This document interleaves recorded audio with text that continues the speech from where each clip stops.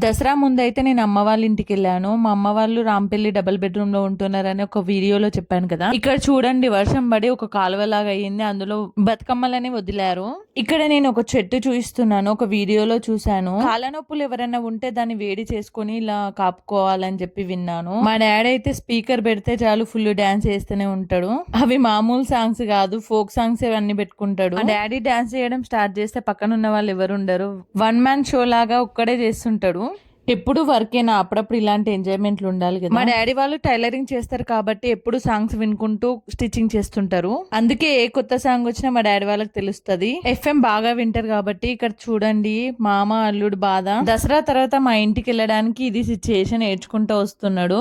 నేను వదిలేసి వెళ్తున్నా కూడా మా బాబు నా కోసం ఇంతలా ఏడవడు. మీలో ఎవరైనా మామన్ని మూవీ చూసారా? చూడకపోతే అర్జెంట్ గా చూడండి. మామ అల్లుడు రిలేషన్ చాలా బాగుంటది. ఈ వీడియోకి ఇంతే, బాయ్ బాయ్.